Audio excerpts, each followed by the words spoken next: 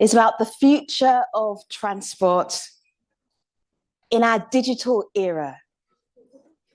It should be packed full of innovation and brilliant ideas. I know that the Q&A is going to be on fire, no pressure, but I know you're going to be good. And I'm smiling because the future is, I'm such an optimist. I'm never quite sure what is going to be out there. Maybe you hear something today that will be true in 5 years' time. To start us off as a keynote, we have Alex Bryan, Director of Citrus and the Bonato Institute, also a professor at UC Berkeley. It is so good to have you. I feel so uneducated introducing you, but it's such a great pleasure. Alex, welcome.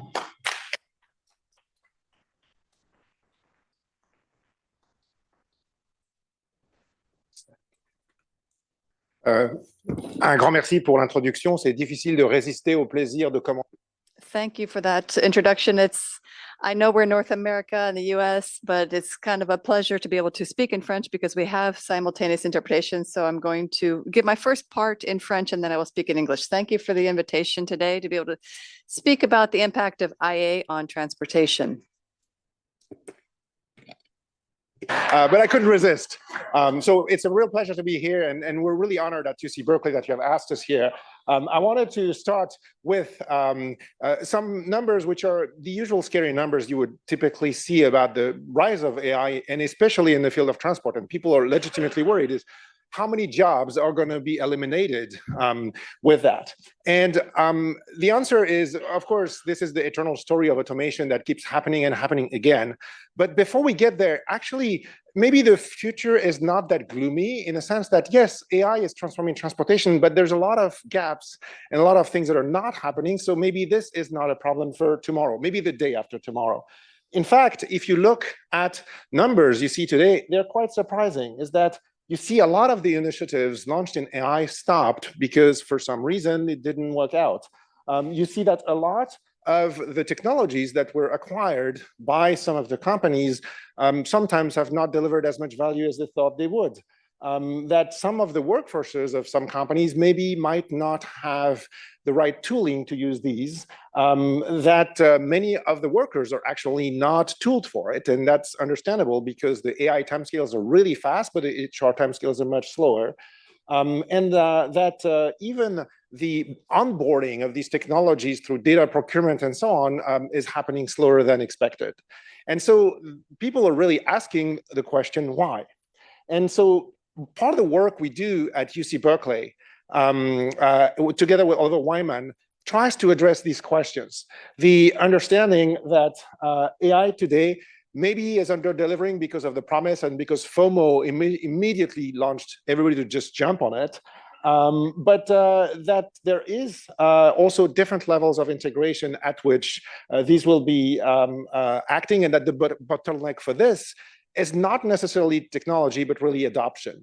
So in our analysis, the type of things we try to do, and this is really the core of understanding this, is when people talk about AI, they mean all kinds of things, and there are really a lot of different ways to classify AI. This is absolutely not a biblical reference or anything. It's just one way to think about this, but it really helps understanding in your technologies, for your applications, for your verticals, for the agencies that you are working on or working with, which AI and why has it maybe not delivered yet, or what would be needed for it to deliver. And so we have 6 levels. And I'm going to walk you very quickly through this because hopefully we'll frame the discussions later in the panel. So at the core, we have the foundations, and the foundations is really like, how do you build a cloud? How do you build a chip or anything that can support this? If you're gonna have a self-driving car, you need a special chip, and well, NVIDIA is already working on it because that's how you enable the AI to run. Then there is the next layer, which is the AI algorithms. And that's every time you take Google Maps or any kind of mapping application, it's running an algorithm, which usually doesn't have a great level of sophistication, and in some cases has been around for many years.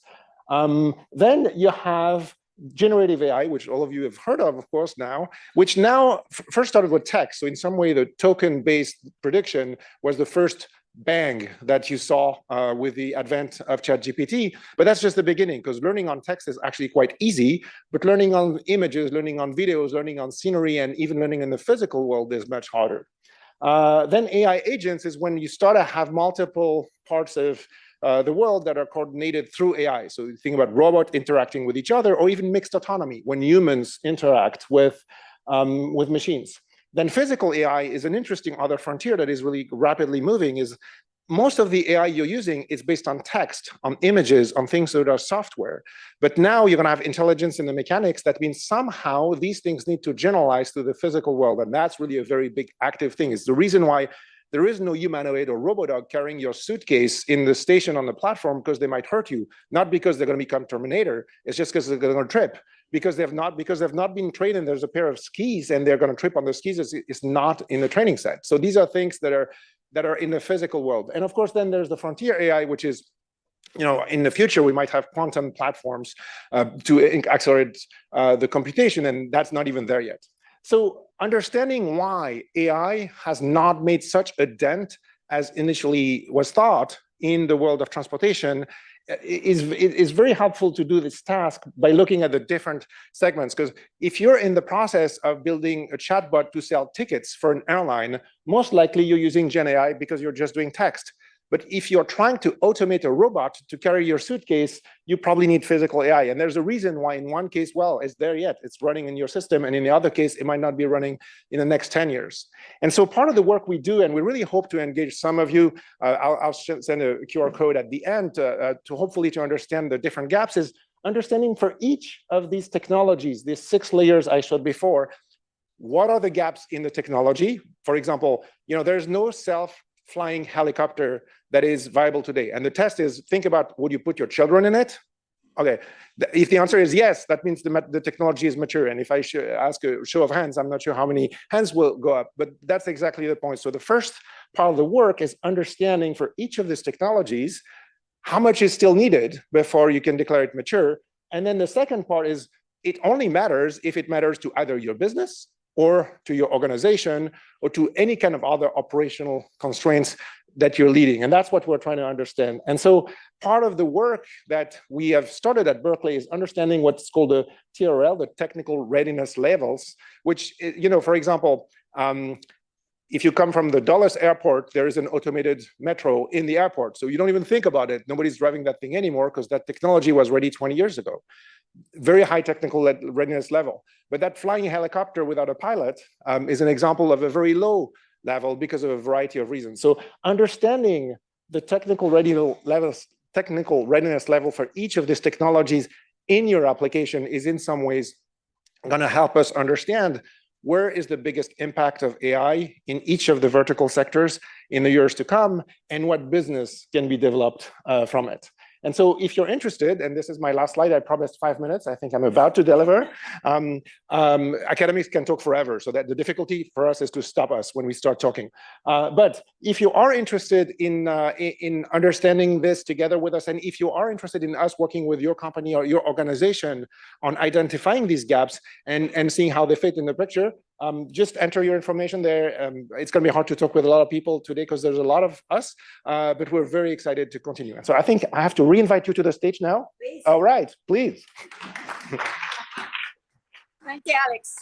I love how Alex is so mischievous that he made you think that he was going to do his entire keynote in French. And he was showing off. I could see some of the panic going through the room. But this is your moment. If you don't speak French, we do have a French speaker, not just Alex, in the room, and who will be on this plenary number 5. So you can quickly just nip out, get yourself an interpretation device, and then come back. If you've already got one, that's great. And then this gives me an opportunity to say, do not take this device to lunch with you. However attached you are to it, this is not allowed. So when we finish with it after this plenary session, please make sure it goes back to where you got it from. So you will have that device ready any moment now. I will introduce our rest of our panelists very slowly so that you have time to get back into the room. Head of Sustainable Transport, Research and Evidence Directorate at the UK Government for Foreign, Commonwealth and Development Office, Liz Jones. Welcome, Liz Jones. Nice to see you. Gora Sarr, Director General Conseiller Executive de Transport Urbain Durables in Senegal. It is nice to see you. Welcome. Thank you. Greg Costamagna is the CEO and co-founder of GOSM. And Alex Bayan returns to the stage to join in our discussion. Thank you so much. What I love, and Alex pointed out, Alex, you can sit on the seat next to Gora, please. Thank you. What I love that Alex pointed out is that we have in this conversation, private sector, government, academics, all talking together about the future of sustainable transportation through the digital AI lens and what innovations do we have. First of all, I'm going to get you to say hello to everybody and what makes you perfect for this conversation, but in one sentence, Greg. Hi, everyone. So I'm Gregory Costamagna, co-founder, co-CEO of GOSM. GOSM is a super app in West and Central Africa, delivering for businesses in mobility, financing mobility, e-commerce, and digital banking. And I think with the digitalization of our app, we're able to enable people to work and formalize them in the transport sector. So as a short sentence. That's a beautiful short sentence. I love it. Liz. My name's Liz Jones, and I head up the Sustainable Transport within the UK Government's Foreign, Commonwealth and Development Office. So I mainly work in Sub-Saharan Africa and South Asia. And maybe what makes me perfect for this conversation is that I'm not an AI expert. So I have lots of ideas as to how we might be able to use AI, digitization and data to improve investments. But actually, I think the keynote address has already shown really excellent examples of how we should be looking at those different levels of AI. Excellent. Gora, it's so good to have you here. Thank you so much. Can you tell us in one sentence what makes you perfect for this conversation? Sustainable transportation, but through the lens of digitalization, AI and tech. Oui, en fait. Yes, hello to everybody. Gohasa is my name. IA is a major opportunity for the developing countries. However, there is a concern and a transformation for the numerization that we have to consolidate in our countries. And that's why there are items on which we will have to discuss in the panel. Thank you. As you're developing sustainable transportation in Senegal, what are the areas where you feel, okay, this is where we need tech, this is how we can use AI? What are your challenges and where would you apply the innovation to, just so that we understand what you're trying to build? Oui, en fait, au niveau de... Yes, in Senegal, we have just implemented a project. It's a project in Dakar. It's a project that enabled us to be able to really focus on digitization, and that's why we have set up this system for information for travelers and the BRT system. And today we're also in the process of digitizing and creating a digital intelligent hub for our transportation.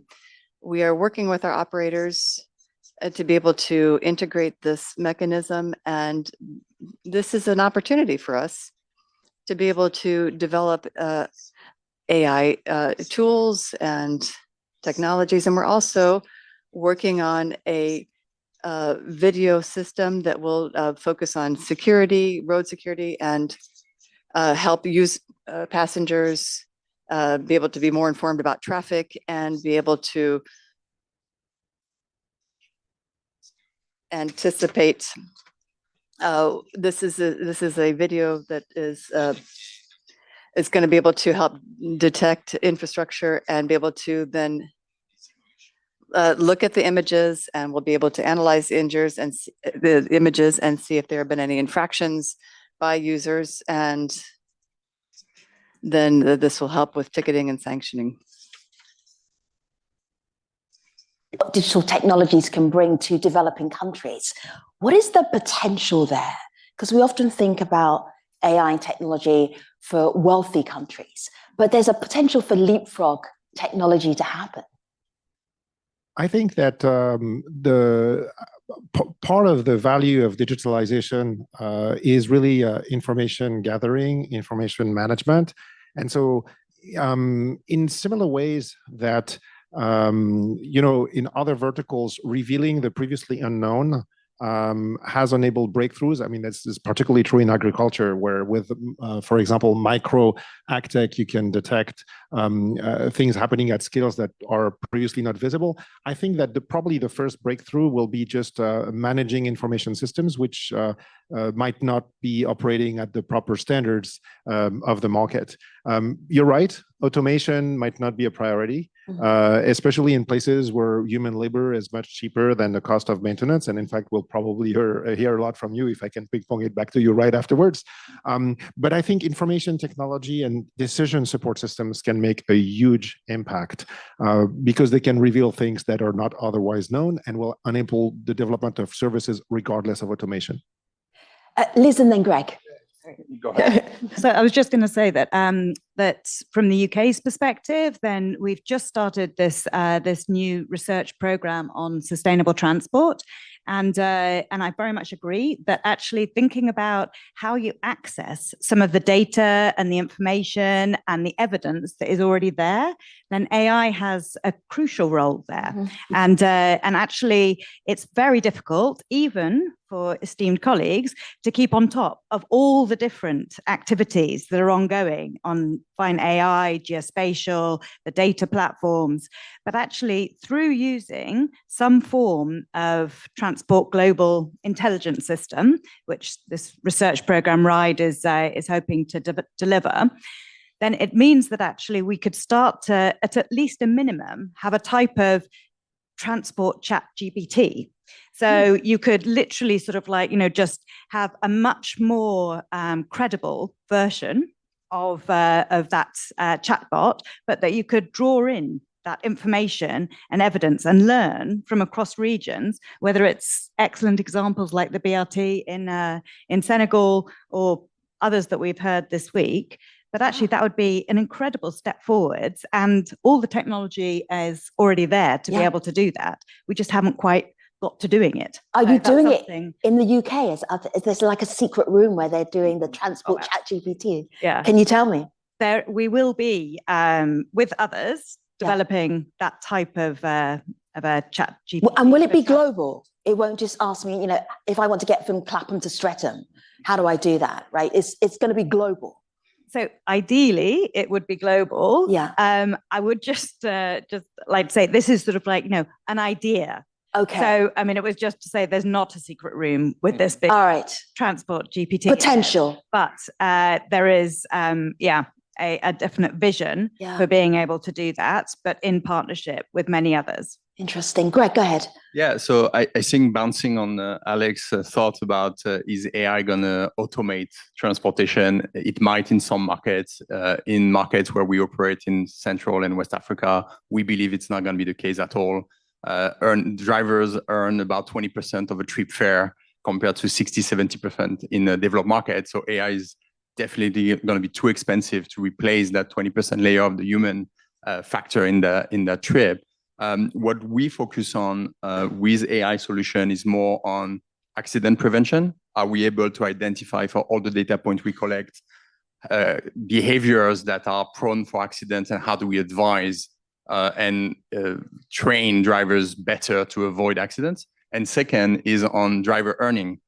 How do we use AI to understand what are the best practice behavior to maximize earning for drivers? And I think those are two fantastic ways we can use AI to improve transport in our market. Sure.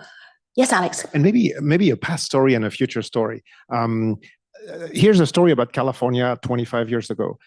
California has a lot of very rural places where people did not have access to medicine. It's hard to believe, but this is true. Like if you wanted to have access to a specialist, you would have to drive 300 miles. So 25 years ago, California and UC Berkeley created the telehealth network, which in the pre-Zoom era was science fiction. You could talk to your doctor through a tablet. 25 years ago, that was crazy, right? That's an example. If you think of the Africa, but all continents where distances are enormous, in some ways, digitalization still has a lot to say. That's for the past. Yeah. The future story is automated delivery by drones. That's coming. Automated airlines are already happening in the US for freight. That is an interesting example for things where there could be a market. It's not for transportation necessarily of cargo, but think about medication and think about emergency responses. Evacuation of people in fires in California is a big deal. So in some ways, I think that the markets, the mass markets are not there yet, maybe, but I think niche markets are already, health and others already emerging. I'm just thinking, Gora, what is the role of innovation in Senegal for you right now? What are you thinking about? They said, I've got this idea. We're working on this idea. What ideas are you hoping that will actually become concrete? Yes. Well, as I was saying earlier, today we're not yet at the level of development where we're digitizing everything. However, we are working on being able to put into place digital infrastructure that will allow us to gather more data, because when you talk about AI, rather, you have to also talk about gathering data. It's extremely important to have a solid data infrastructure and able to do to do this analysis. Once this infrastructure is in place and this digitization infrastructure has been more advanced, because in Senegal, mobile e-money is a reality. And that's something that's being used in every area of transportation. In the case of the BRT project, 30% of passengers use mobile money. So just to say that the BRT system is making a lot of progress in this area. And so we are focusing on not just developing digital technologies, but also refining and improving our data collection, because this is one of our major challenges for data collection.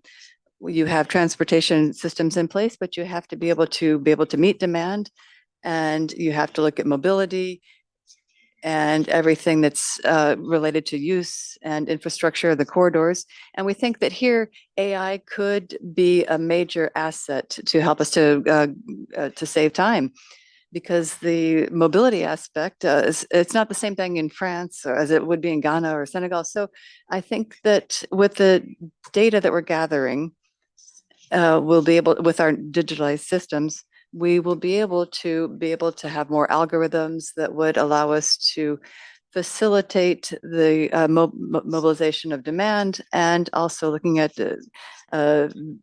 road safety as well. And this is a major issue and a major challenge in many African countries. So we think that here AI can also play a role and can be something that can be really transformative for us.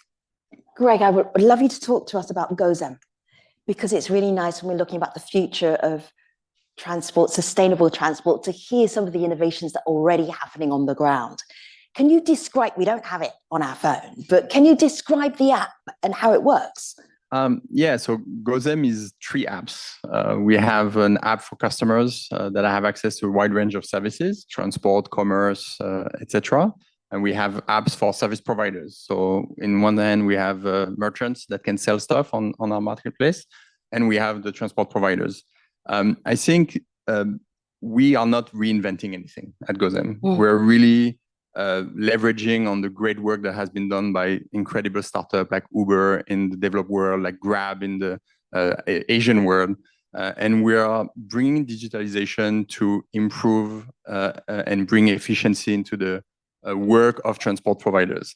If you go into our region, you will most likely see a lot of very, very old vehicles. And you will see a lot of drivers that are service providers that are either driving without passengers or waiting for passengers. And this is just an inefficient ecosystem. And so just by bringing digitization, you can improve the utilization rate of a driver, making sure that that driver has enough customers to earn a good living. And that good living will enable him to have a better, newer vehicle, replacing old vehicles on the road, polluting less, etc. And so we're just bringing that simple digital layer that creates an efficient market. And now we're iterating with solutions to further improve, like I mentioned earlier, how do we prevent accident? How do we optimize earning, etc. And how do we finance also as much vehicles as possible to renew the aging park in our markets? Is it working? Liz, you can ask a question. I know you've got a question. My question will go second. Your question will take precedence. Go ahead. No, it wasn't actually a question. It was just to sort of highlight, thinking about innovations and literally that we all have these little computers now in our pockets. I mean, that's just, a norm now. And actually how we can utilize that as innovations for different aspects of growth and different aspects of job creation. And I was inspired by our Liberian, I think, colleague saying, Happy International Women's Month, and she was a very inspirational speaker. But even in the first plenary, we heard about the economic growth, the innovations, and how actually that needed to mean more jobs, which is exactly what you're talking about. I think we've heard a lot less, though, about women's economic empowerment in these sessions. And as a specific example, then a UK-funded World Bank program, iConnect, has developed an app, an anonymized app on your mobile phone, where women can report on public transport sexual harassment. So whether it's perceived or real, but just thinking through how we can actually make sure that we're using innovations to have real impact on women's economic empowerment, which I do think that hasn't necessarily been discussed as much as it could have been. And in that particular example, then it showed that in Tanzania and also then in Bangladesh, then women were experiencing sexual harassment about once every 2 weeks, and about 90% of that was on public transport, and that was all recorded and on the actual apps on the mobile phone, because it was able to be anonymized. So I think those types of innovations can have a huge impact on growth and global jobs. I appreciate your gentle critique. It was very gentle, but we take that on board because it's so important. I think definitely at the bank, we know that women are so good at making money, creating money for their family, creating money for their community. So it's incredibly important that we talk about that and it features in our conversations. Greg, go ahead. Yeah, if I can just piggyback on that, I think it's very interesting. So at GoZem, we created a digital infrastructure, a digital marketplace for drivers to meet customers. And we let the marketplace grow on its own. And what we realized 8 years down the line is that indeed, there's not a lot of women that want to become transport providers. It is a very stigmatized type of job. And so digitalization actually will help us break some barriers. And so what we're working on currently is bring services, digital services that can have customer women meet with women drivers. And this is only allowed and made possible with digitalization. And so that kind of services will further push how many women drivers are interested to join our program because they feel safer having only women customers, etc. Women are 50% of our customers are women. So there's a lot of market for this. And this is only made possible with digital app like ourselves. Sure. I'm going to move our conversation from our starting point, which was potential opportunities with digital technology and sustainable transport. What is possible to, and Liz, you helped us get there, creating employment and jobs and skills. How does digital technology do that? Alex, it would be remiss of me if I didn't bring up something that I hear a lot is, but won't AI and digital technology take my job? Yeah, and no, thank you for asking that question. And I even had it in the slides. I mean, this has been the ongoing fear, and it is real. I think the paradigm of Waymo is that the reason why you don't have a ride at 3 a.m. in certain places in San Francisco is because it's dangerous. So drivers will not just take the ride. And the reason why some female customers don't take the rides is for the reasons we just discussed. So in some way, the positive of these types of automation is that it will unlock things that humans don't want to do or maybe are not good to do.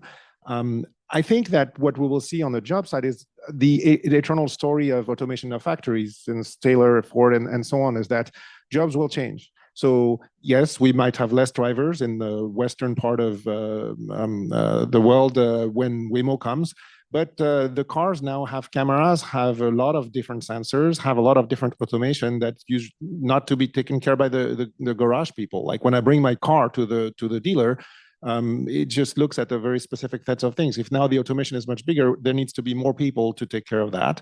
There needs to be more people who work on the back end to operate this as a fleet and so on and so forth. The true question is and we were discussing this in the green room before, is the ratio going to be 1-to-1? Probably not, but it's overall the whole supply chain logistics of how these things are built will change too. So I think the jobs as we've known them of the driver, yeah, these jobs might go, just like some trains don't have drivers anymore. But there are people in the PC and control room that didn't used to exist before. And so that story will happen again. And in some ways, maybe that means better jobs, because maybe driving at 2 a.m. is exhausting, but maybe doing maintenance of hardware during the day when the fleet is being maintained is a better job. So I think it's not all black or white. I think it's just it's going to be a mixed bag of positives and negatives. Gori, you must be dealing with this right now as you're developing transport systems in Senegal. How are you balancing, or how are skills development and job creation featuring in your development of the transport system? Can you say, we've created this many jobs? In fact, the job situation, the skill situation is improving because of AI, because of digital technology? En fait, je dirais pas, en fait. Necessarily say that because of AI, we've had more skills development. But to give you an example, with the BRT project, we were focusing on digitization. But when we focused on digitization, this also helped us to create some jobs and to develop new skills in reality, because we have to diversify skills, of course, but to give you an example with transportation and with you have some occupations, the controllers or others that are not necessarily adapted, but now with technology, there are new jobs or new positions that are created with mobile money, for example, with the BRT system. We have canteens that were set up, for example, for people to be able to, or little kiosks for people to buy their digital tickets. And this is something that was developed and helped develop other skills that didn't exist before. So in terms of statistics, there's been more than 1,000 jobs created, especially or just with this BRT pilot project.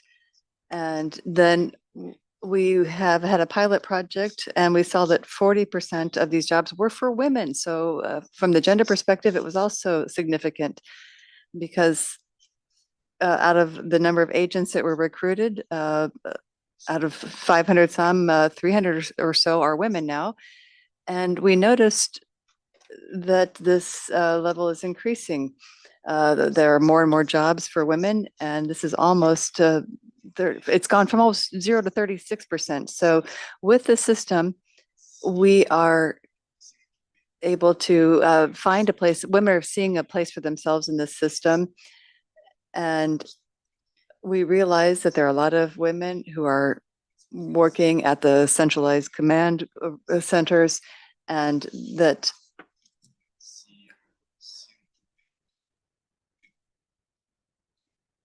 with the development of AI, there will be other skills that will be necessary. And I think that this is not something that will stop, because I think this will continue helping us to create jobs and develop skills with the BRT. It's been very positive in Senegal, even if I was saying earlier that we have a lot of work to do in terms of our digitization efforts. Today, If we look at the profile of skills that are related to AI, they're very diverse and vast, and there is a lot of adaptation that still is needed in that area. Greg, can you talk to us about how GOSAM's model helps support creation of jobs?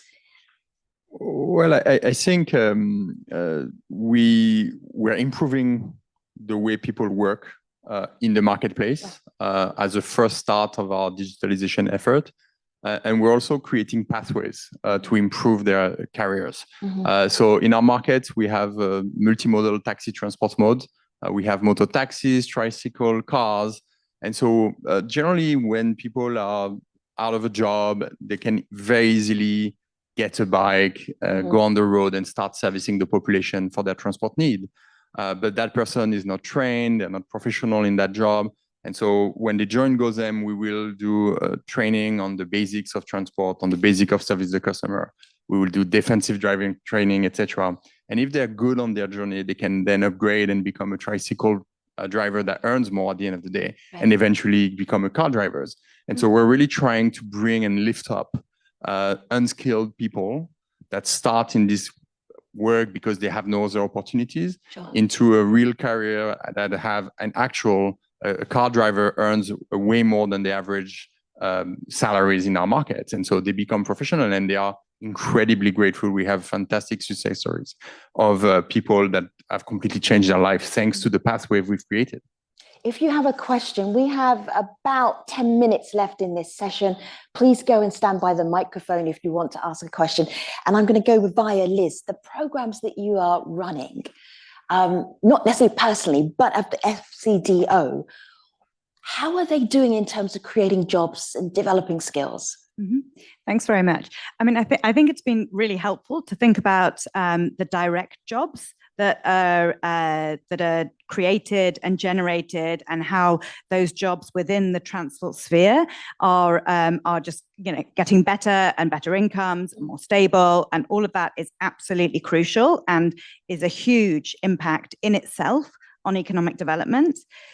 But I think we also need to be just cognizant of the fact that AI, digitization, regional integration, as we heard from the last panel, all of that on the general sort of economic development, then actually that is the part that in the end will pull poorer countries out of poverty and increase prosperity. And there are lots of really excellent examples of where that has actually happened. So the IMF and Oxford University have done this incredible port watch, which basically now looks in real time at monitoring where all marine shipping is going. So all the trade routes, which is very impressive, and I'm a big fan. But there's lots of different examples of where AI and digitization have really helped in the quality of the trillions of dollars that is invested in transport. So whether that's on road safety, and who knew 15 years ago that we'd be using machine learning and visioning to actually be able to predict where some of the road crashes were actually going to be happening. I mean, it's absolutely amazing. It is mind-boggling.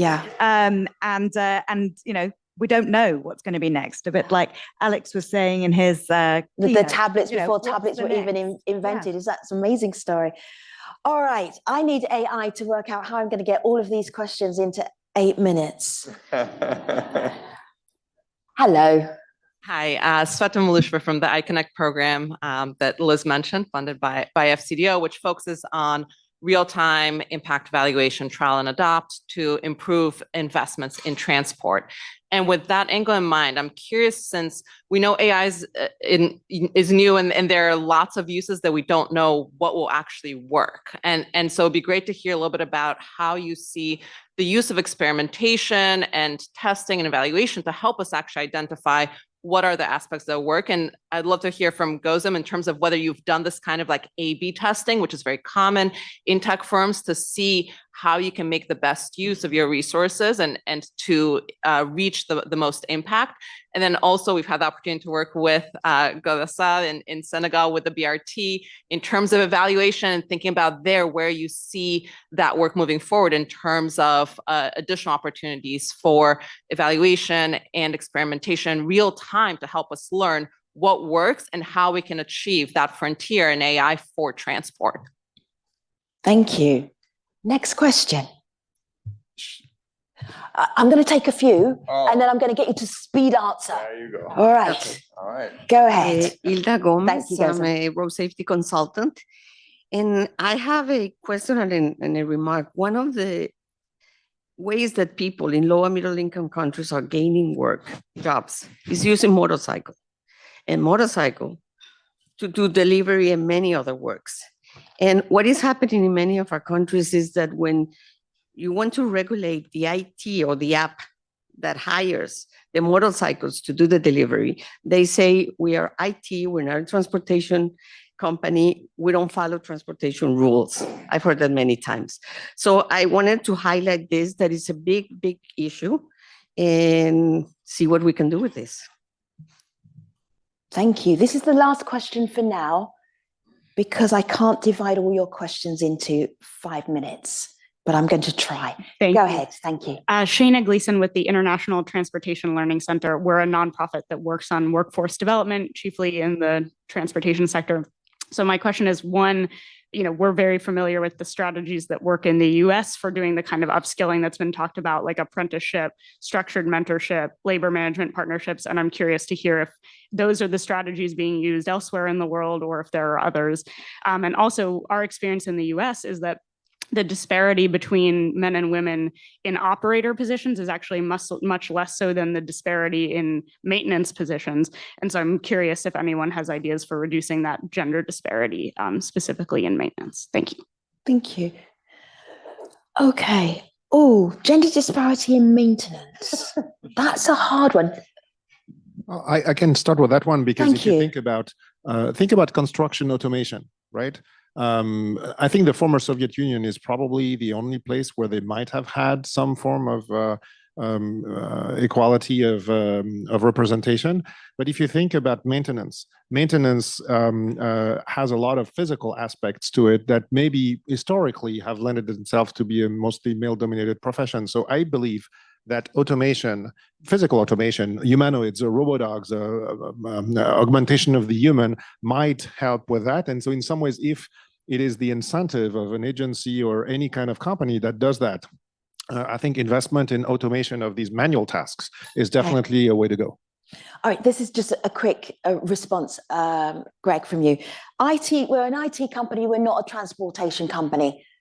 Absolutely not. I think we absolutely realize that our success is the direct success of our drivers, and the direct success of our drivers is good regulations in transport that make sure that they work not a more number of hours than they should, they follow the rules, etc.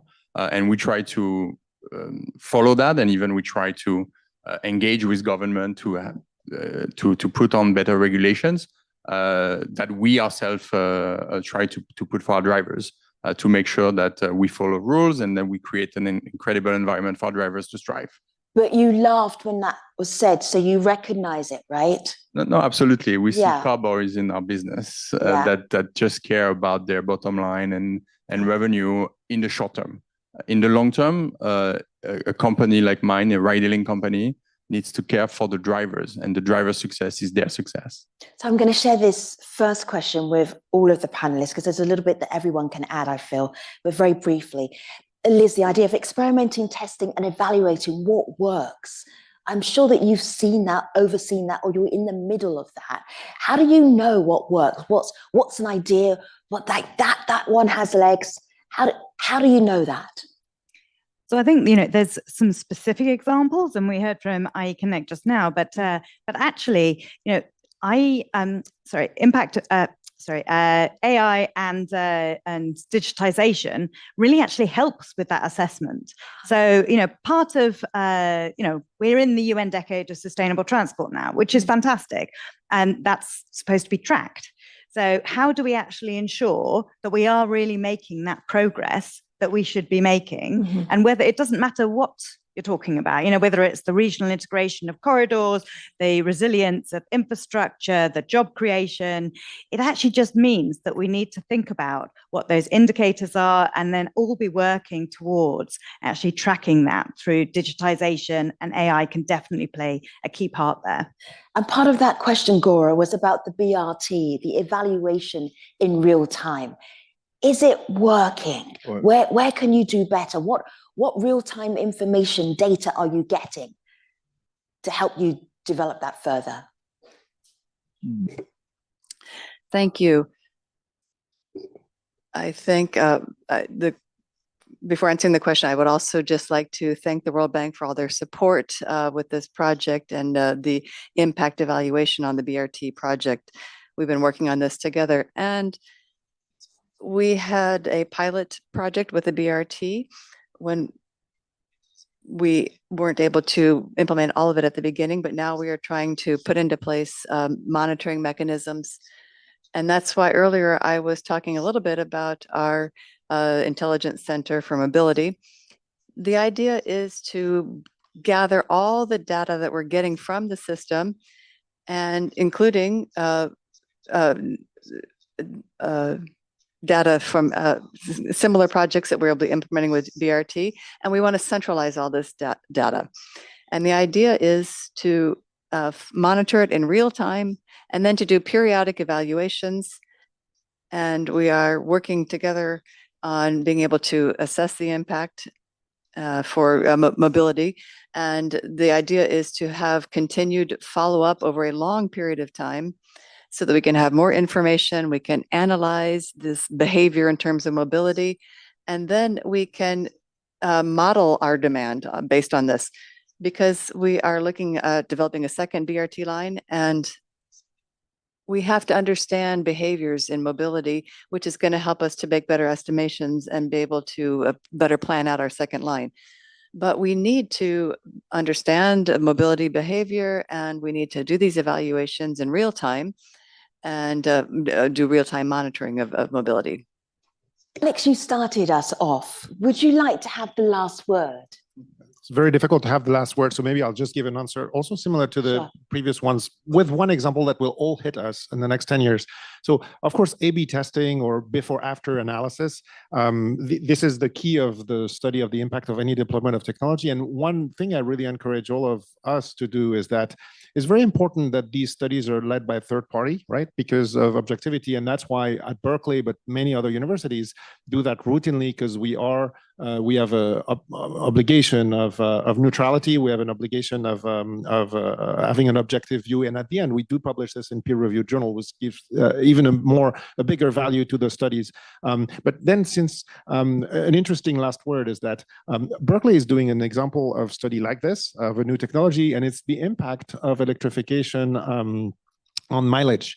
So as most of you know, most of the revenue of the state of California comes from the gas tax. This is huge. And it's very easy to collect because there's only 4 or 5 providers.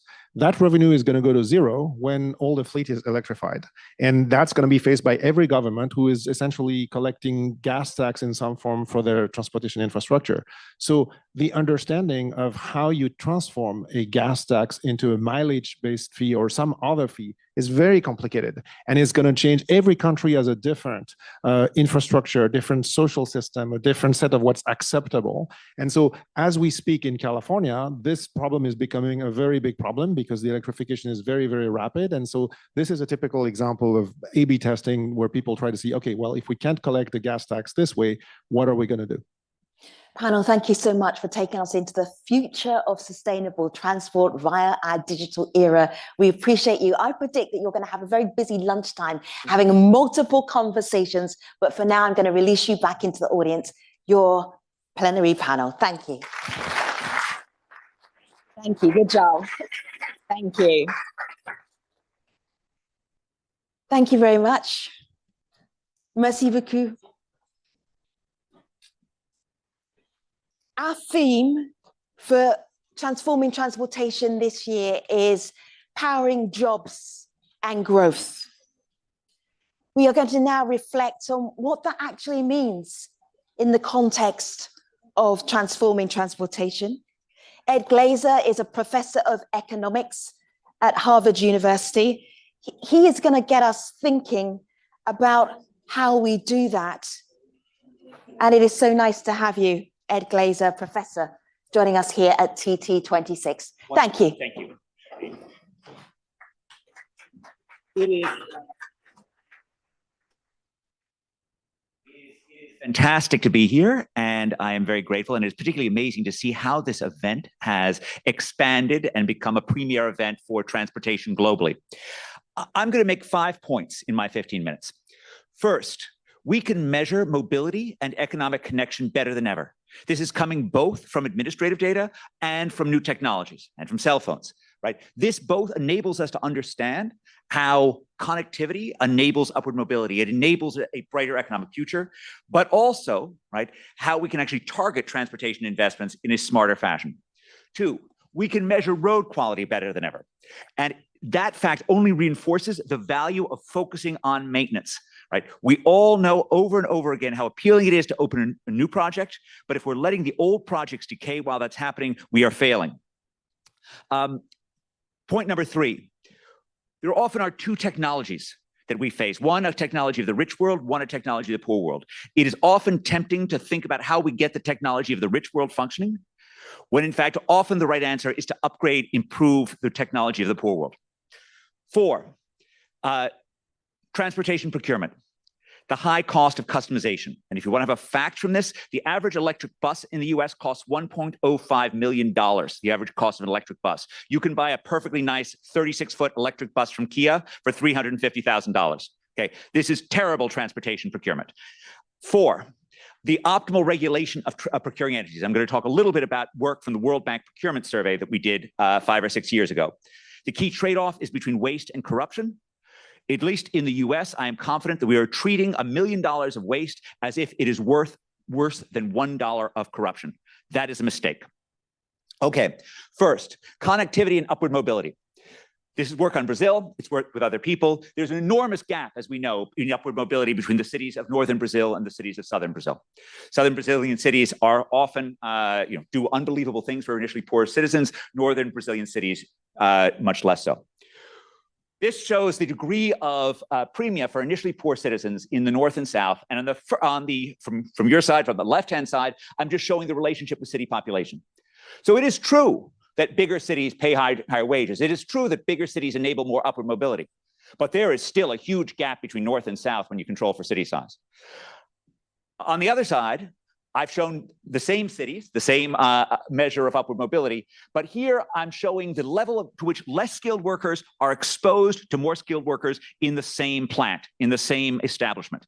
Okay, and there we've eliminated the difference between north and south altogether, because a huge factor determining whether or not poor people are able to turn into rich people is whether or not they work by themselves, right, in natural resource intensive, in simple industries which are common in northern Brazil, or whether or not they work in integrated firms where skilled and unskilled work together.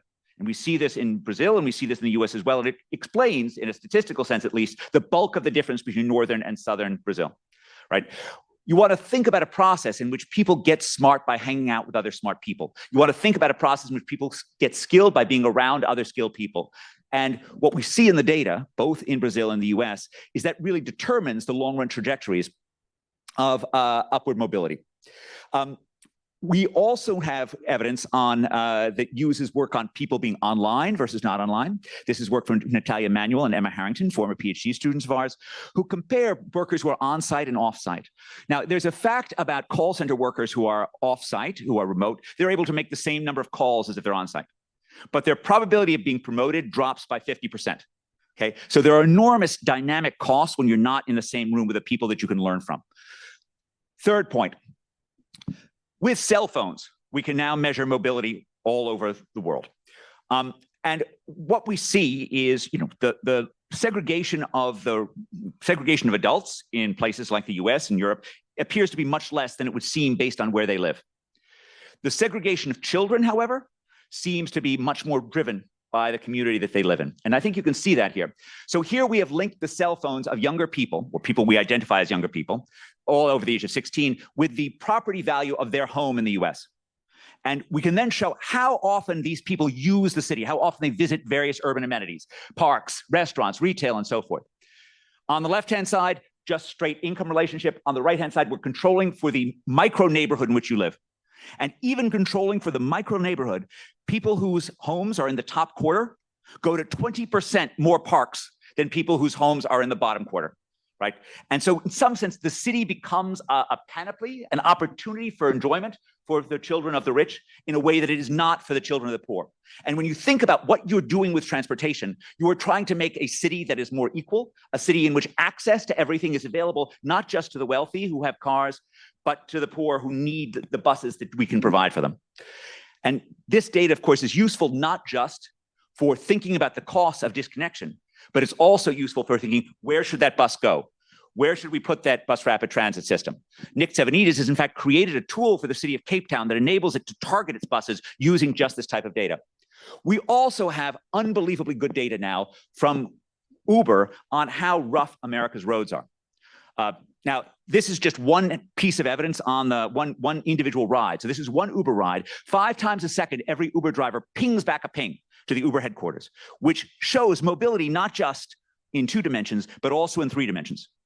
And with this and a bunch of technical wizardry, we can filter out all the other stuff about the quality of cars and figure out exactly how bumpy each part of America is. Now, this just shows one drive from downtown Chicago to the O'Hare Airport. And you can see it's bumpy at the beginning, it's smooth on the highway, and it's bumpy at the end.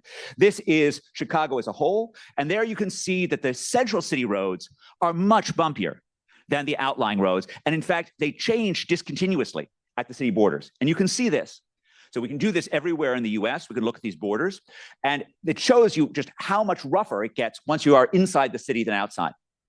Now, we can use this to figure out how much people dislike roughness, because we observe how much the drivers slow down where it gets rougher.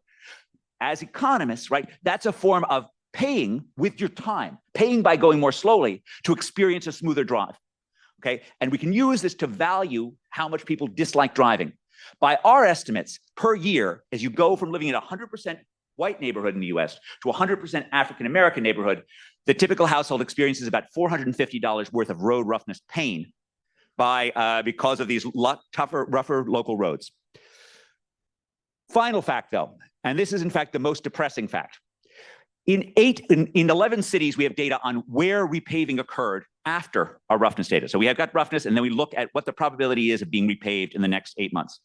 In 8 out of the 11 cities, there is 0 correlation between roughness and repaving. They are repaving the smooth roads just as quickly as they are repaving the rough roads.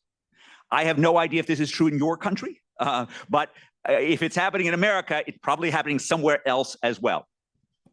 And this is, they typically will have a formula. They will have nowhere near the resources that they need to adhere to that formula. And so they just throw the repaving wherever it's convenient. And, you know, if you ask me the sort of tricky, the sophisticated way to improve America's infrastructure quality, just repave the rough roads first. Okay, next point. This is particularly obvious in Johannesburg, in which the legacy of apartheid means that there are 2 parallel transportation systems. One, the Gautrain, slick, fancy, beautiful, disproportionately white. One, jitneys, fast, nimble, unsafe often, and the technology of the poor. Sometimes the right answer is to upgrade the technology to the technology of the rich. I actually quite believe in sewers, and sort of upgrading pit latrines can be done, but actually moving to a proper sewer system is probably the right answer. But in the case of transportation, there's a lot to like in thinking about upgrading the technology of the poor, as Istanbul did 70 years ago, where they took a simple bus system and gradually made it safer, made it more orderly. There's an old joke that 40 years of transportation economics at Harvard can be boiled down to 4 words: bus good, train bad. And in a world in which transportation is incredibly unpredictable, in which our world is unpredictable, in which climate change may change our cities, in which AI may change our cities, having the flexible technology, right? There's a lot to like for that. But you got to be able to buy cheaper buses. Okay, this is bus costs in the US. This comes from using Freedom of Information Act requests from 450 bus transit agencies in the US. You can see that the prices aren't going down. And as we switch to new technologies, they're just getting more and more expensive. So this is the $1.05 million per electric bus. By contrast, this is what's happened to the real cost of buying a car in the US, controlling for quality. It's 50% cheaper to buy a car quality adjusted in the US than it was 25 years ago, controlling for inflation. That's because, of course, we don't buy our buses the way that we buy our cars, right? We buy our cars off the rack, if you will. We don't call up, say to four car companies, take a Volvo or GM, I'm looking for a four-wheeled family vehicle. I want it to have the following specifications. And I particularly, I want you to use a Mercedes-Benz drivetrain, right? We use the miracle of mass production. But overwhelmingly, America's bus agencies are buying discrete numbers of buses. So this just shows price with the number of buses of each type.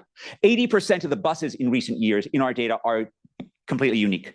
They're the only bus being ordered of that type, right? This is not how affordability works, right? And there's been amazing things that have been happening in India over the past 5 years around electric buses and moving towards mass production that I think provide a model for many of us. This has also been going on in the US. This is the rise and decline of manufacturing productivity in the housing sector.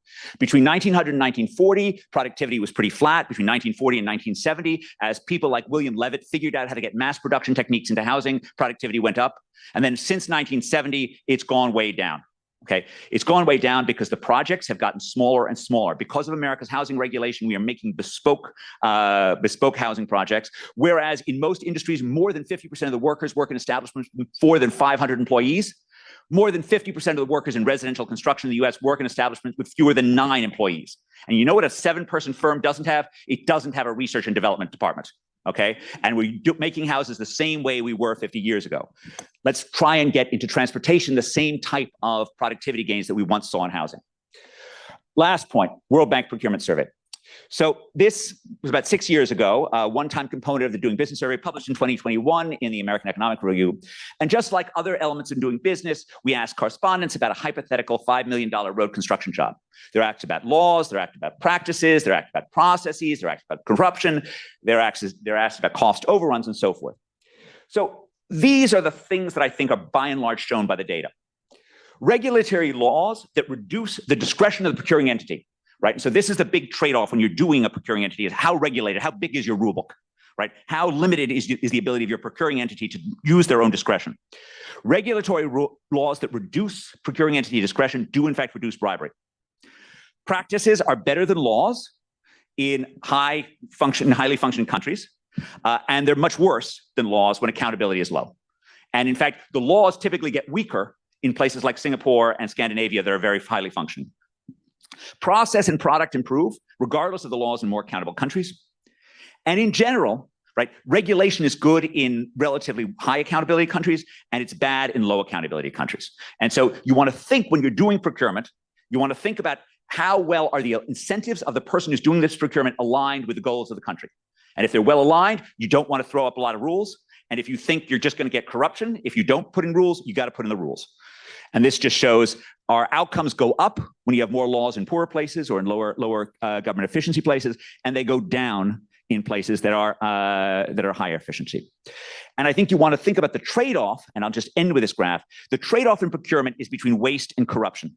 Okay, and so you can choose which point on this curve you want, and you can go to a world in which there's very little regulation, right? And if you do too little regulation, you end up in a place like the US in the 19th century, where you get massive amounts of corruption around things like the famous courthouse in New York City. Then somewhere you get in the middle, where you're sort of minimizing the social costs from corruption and waste together. And then you get the US today, in which we've overregulated like crazy. I think a high point of this is I'm not trying to tell you that in your particular setting, I know what level of regulation there should be, right? But it should certainly reflect local conditions. And it certainly is unwise to act as if $1 million of waste is worse than $1 of corruption, and vice versa, right? You want to have institutions that are guided for your area. I'm going to end now, but I just want to say I'm so grateful to have the chance to talk to all of you. Transportation will determine the future of our world, especially for the most vulnerable people, right? And so everything that all of you do to make transportation more effective, fairer, more efficient, more accessible, right? This is one of the great vocations of the 21st century, and thank you for doing it.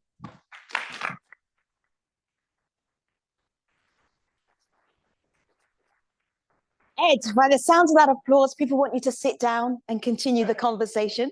So thank you for doing that. We're also joined on stage by Bertrand Laborde, Transport and Logistics Director for the World Bank Group. Thank you, Bertrand. And Roger van der Berg, Global Director, WRI Ross Center for Sustainable Cities.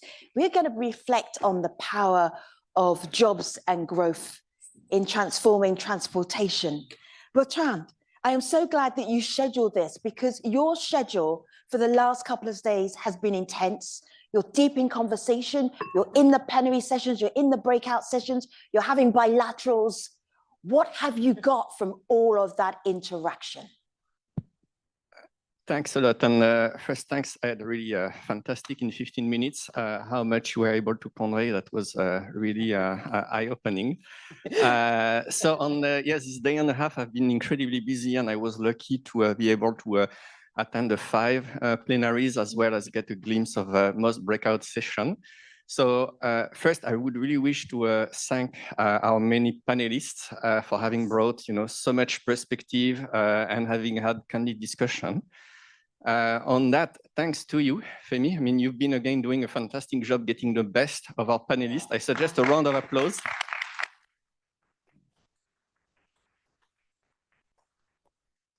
And I think it's the 6th or 7th year that you are doing this.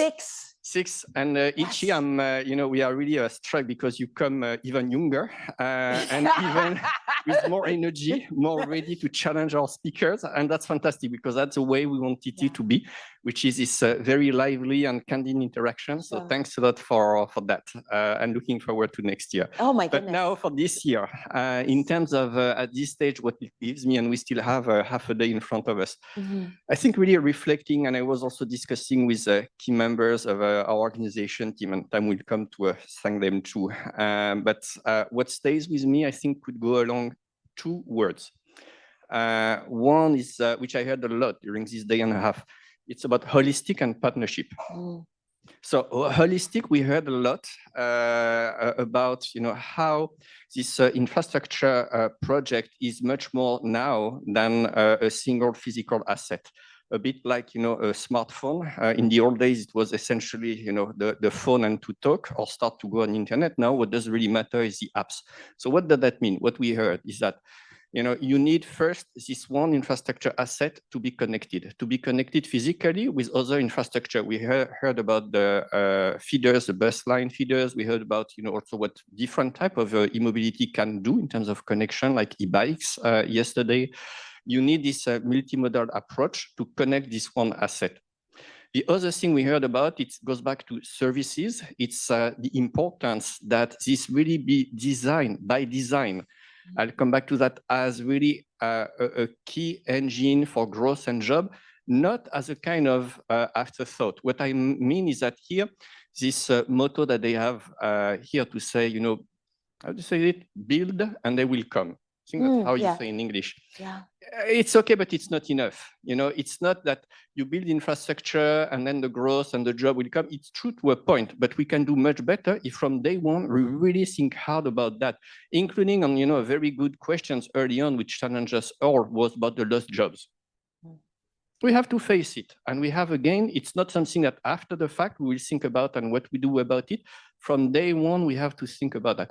How we are really using this transport investment as a catalyzer for growth and job, we're being very deliberate about it. So for me, that's a holistic word.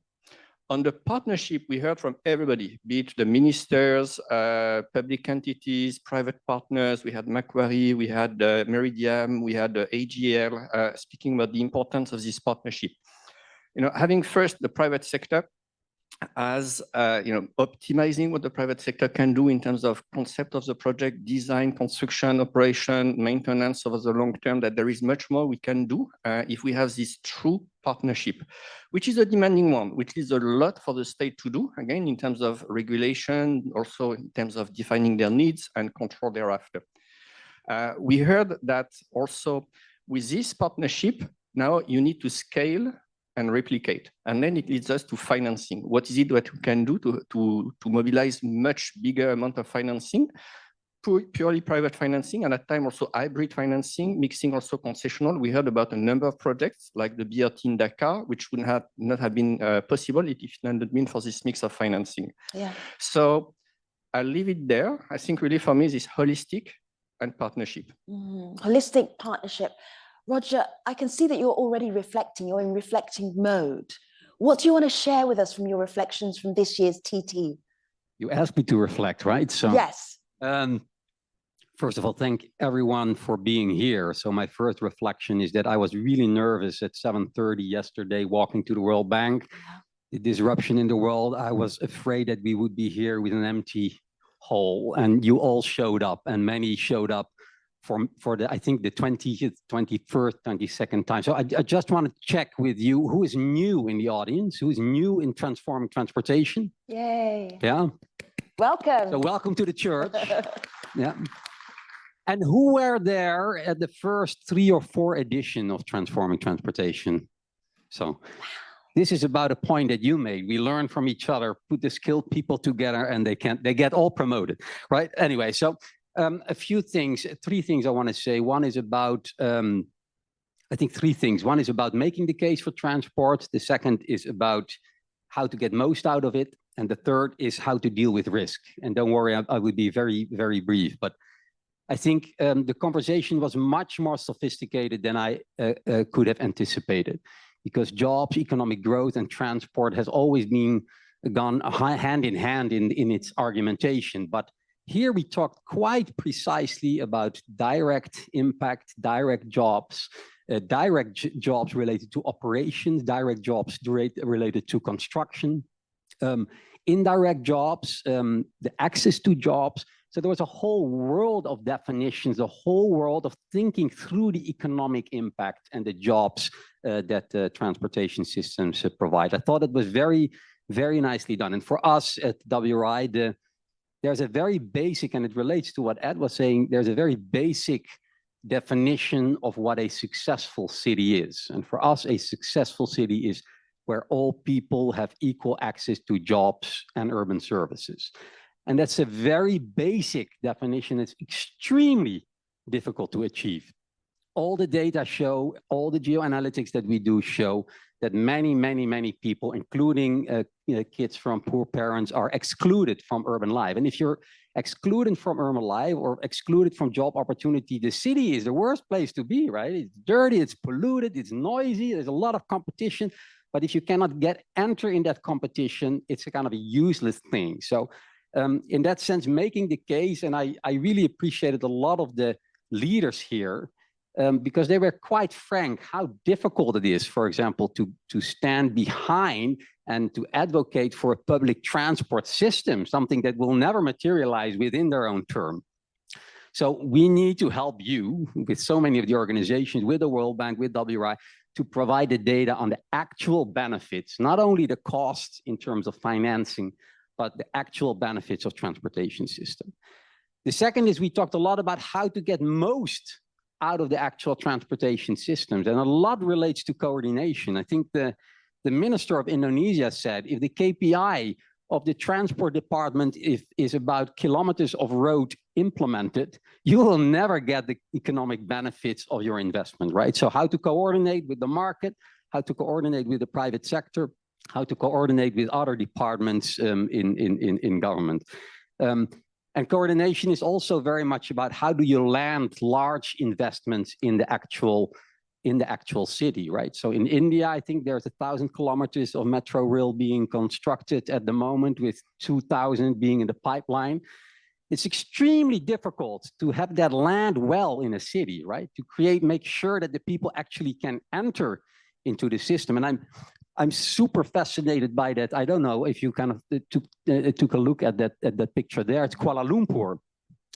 If you see what happens on the ground near a transport system, it's incredible. It's incredible dynamic and incredible difficult to manage. So coordination is around make the infrastructure land well, so everybody has access, but also we talked quite a bit about, first and last mile connectivity, which is often provided by the informal sector. So if you can't get there, they can't continue their services, and you probably have an empty train. A little bit on risk before I get to my last point, a little bit on risk. I understand that standing behind and advocating for public transport systems is a pretty risky business for a politician. Mm-hmm. In Addis Ababa, 60% of the people walk to work. I lived in Nairobi for 6 years. In the morning, you see a swarm of people moving through the city without safe crossings, without pedestrian walkways. So low-hanging fruit is really to invest limited amounts of money with an enormous bang for the buck in active mobility, cycling and walking. And I don't say that because I'm always being accused of being a Dutchman, right? We love cycle. I mean, it's so in the DNA. But and I think Becky, you said it in the panel yesterday. Active mobility and road safety is a winning platform. And with a few $100,000s, you can actually improve the lives of the people that don't have access to services tremendously. So that's something I think for politicians to definitely consider. Then the last is around the last thing that I wanted to talk about is this dealing with risk, but especially on how we make sure that the finance flows to the right places. We talked quite a lot about how we deal with reducing financial risk, how we can create credit enhancement, how we bring in the private sector. But it also very much relates on how we create scale in public transport systems. And that relates to the point that Ed made, that the average cost of a bus in the US is, what is 1.05 million? I just want to give that example because you've referred to India, and WRI has been working on that case for like years, and that relates also to the point of coordination. So in India, we managed to get the price of a electric bus 27% cheaper than a diesel bus without subsidy, because we aggregated the demand across 169 cities. And suddenly, and we thought differently about operators. We thought differently how to connect with the actually energy providers, how to do the standards in the actual legislation, and how to even reduce the size of a battery, because you don't need a super big battery for kind of your day-to-day routing. So in other words, that coordination, that governance between national and local authorities, and that smart procurement offers an enormous opportunity to scale up sustainable and public transportation. Thank you for sharing those reflections. Ed, we have development banks in the audience. We have think tanks in the audience. What would you share with them in terms of what they can take away from a transport convening like this one? What would be your key message for them? Well, I think the key message is just the world's transportation is changing rapidly, and it really matters. And I want to sort of double down on the coordination issue and highlight the fact that we need coordination not just within the transportation sector, but also with everything else that's going on in the city, particularly in the space of housing and the physical environment. Right. So if you're going to build your magnificent train system through an area, but you're then going to have 1.25 floor area ratio requirements, you're not going to get any value out of that system. Right. You need to allow there to be building in somewhere next to the thing for it to work. And of course, the ultimate example of this is, Hong Kong's MTR, now the world's MTR, in which the system is financed by essentially building skyscrapers on top of the subway stops, which is an incredibly efficient way to coordinate this. So I think that's one element of this that I think feels really important to me. The second thing that's really important is the vital need that we have to share information and to try to understand that it's never one size fits all, right? As much as we want scale economies desperately in terms of building stuff, the right answer for Amsterdam may not always be the right answer for Johannesburg. And so trying to make sure that we're aggregating that knowledge as richly as possible feels really important to me. And certainly we're trying to write up a case study right now to sort of describe what WRI and India have done along the electric bus space. And I think the last thing is just where I started, which is like, you want to be in the room where it's happening. You want to be in the room where ideas are flowing. And this type of event is a lasting tribute to why face-to-face contact matters and why transportation matters. Roger, WRI and the World Bank co-create this transportation conference. After it's done, what do you do next at WRI? What are the next steps? Well, we do what we do every day, 100 hours a week, which is working with cities across 12 countries to figure out the difficult stuff and to bridge implementation. So WRI, we provide research and data, which is really helpful to make the case, as I said earlier. And at the same time, we really help cities, such as the example in India, to really move towards that kind of implementation of stuff. There's a couple of things that I want to highlight because there are tremendous opportunities to do more and to really improve many of the things that we've discussed. First of all, in last COP, we announced an $80 million credit enhancement facility in Brazil to get 1,700 electric buses on the ground running together with WRI Brazil, and Tony from Brazil is there. So that's really, we jump into that.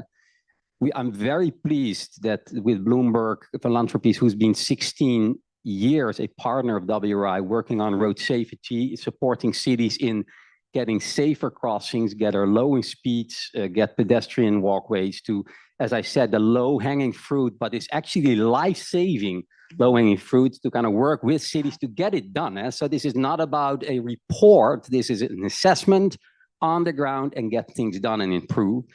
And I think last thing, I mean, I could say many things, but last thing, there was a lot of discussions about corridors, and we're developing quite a lot of new ideas together with the WRI Polski Center for the Energy Transition around a combination of transport and energy corridors. These can function as hubs, as charging hubs. We can then think much more cleverly about freight, about connecting manufacturing sites and cities. So we see there's a lot of music there. And as you see, the way I talk about it, we're sort of in the game of figuring out with the partners. And I'm very happy to talk with anyone who's interested in these topics. Bertrand, I mean, the beauty of the last day and a half and still another half a day to go in this space is that the conversations are rich, the revelations are really helpful in terms of ideas and strategizing. But how do we turn talk? How does the World Bank Group turn talk, strategy into actual action? So first, to do so at this juncture, we have both to be modest and ambitious. Modest in the sense that we have to appreciate that many people, and including those in the room, have worked on these topics, have found some solutions, have failed, but we should resist the temptation to think that all of a sudden we are going to come up with a silver bullet out of the blue and do much better than what was done before. So first, it's really taking stock, listening to each other, what has worked, what it means. Nevertheless, obviously, we want to be ambitious. We don't want to sit on our hands. So we need to leverage on what has been done, and we need to push and do more. For us, the push and do more has essentially to do with what our new managing director, Pascal, shared yesterday in his opening statement, which goes with this knowledge bank that we have created, goes along two axes. One, it's really doubling down on bringing together public and private. Hence, it's our internal cooking, but within the knowledge bank, having merged where I was on my own for 19 years, the IFC, the private side, with where Nicolas was on the public side, merging this together and being much better, much more deliberate as unleashing this potential when it's well done. As mentioned before, to have better, more project, and especially this holistic view, where the World Bank as an institution is uniquely placed to help, governments and private to do this. So that, by the way, we do more of the Dakar BRT. We have this Lobito corridor materializing, and it does materialize. If I speak about Lobito, we heard it earlier today, not just for mineral, but is it for avocados or the mangoes of Côte d'Ivoire, or also for transporting people? We have a key role to play on that. So for me, that's really the axis number one, where, for in a year from now, when you are back on scene, Femi, maybe some of us do too, we can really take stock of how much we have progressed on that. And the second point is really about knowledge in action.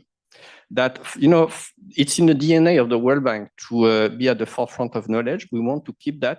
But we want to do this in a way which is even much more actionable. And the way, Ed, with, this Harvard professor, nevertheless comes and connect the data to stuff which is very, very concrete and actions. What is it that you do as policy regulators? For me, is top notch.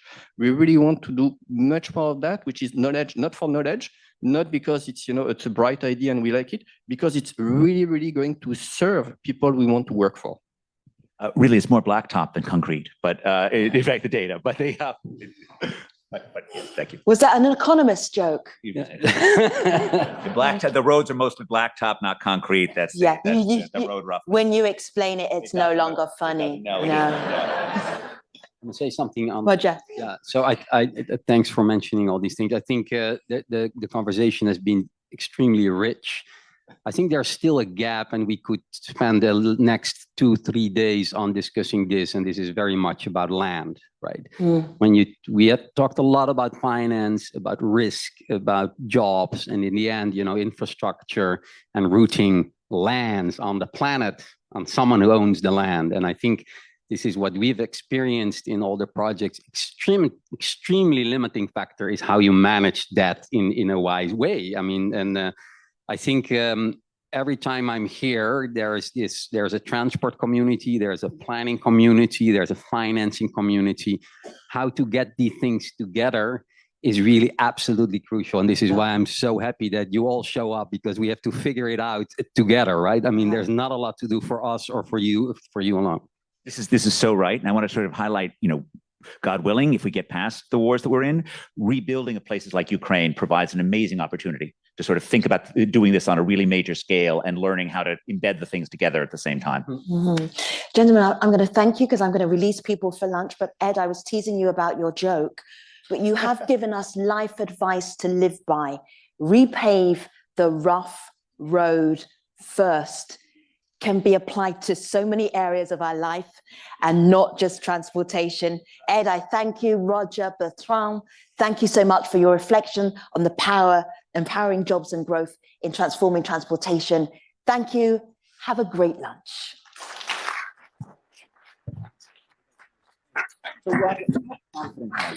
About